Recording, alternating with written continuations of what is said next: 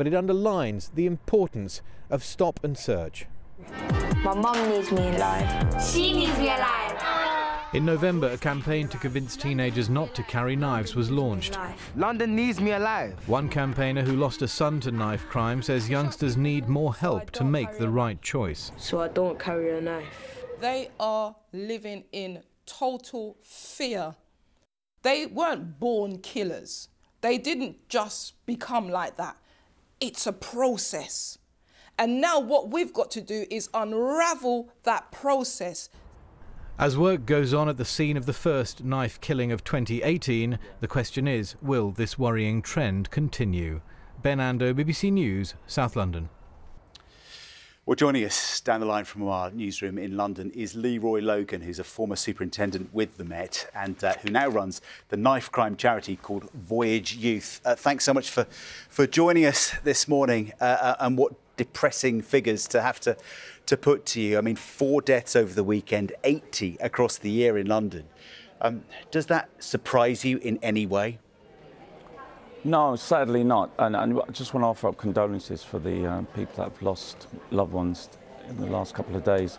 No, it's not. It's been going for a number of years, and I think it's because, you know, there is a definite shift in how young people get numbed to all sorts of injuries and stabbings, and they fear that they're better protected if they carry a knife and not.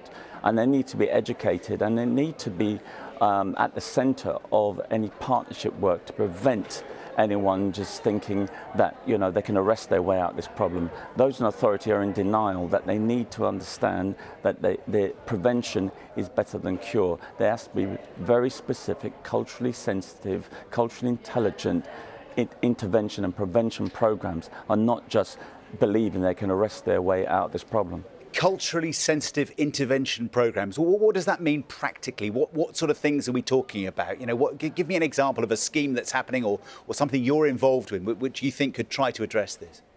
Well, it means knowing the young people you're dealing with, not making assumptions, because there's a big narrative about anyone involved in gangs has got to be involved in violence. Not necessarily. It could be all sorts of issues that's happening in the home. There might be all sorts of issues on the streets, how they're being groomed. So it's knowing the target group of young people you're working with, and don't assume it's one size fits all. It has to be working in a sustainable way. We need to fund those organisations, those grassroots organisations who know the young people, those youth workers.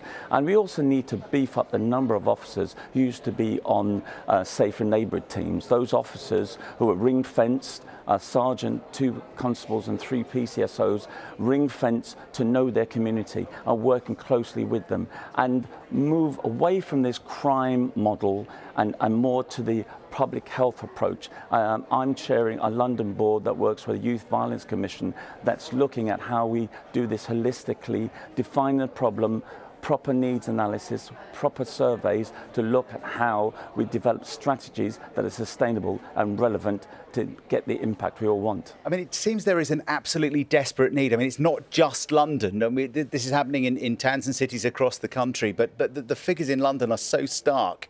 I come back to them.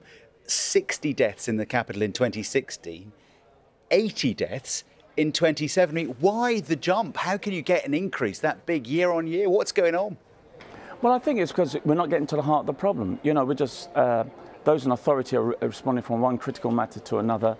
It's one crisis to another. They're not really getting to the heart of the issue, and that's why the Youth Violence Commission I'm working with is doing a survey starting this month in partnership with Warwick University to see what are those real issues. Is it trauma in the home? Is it trauma on the street? How they're being groomed to believe they can use a knife, not realising they're more at risk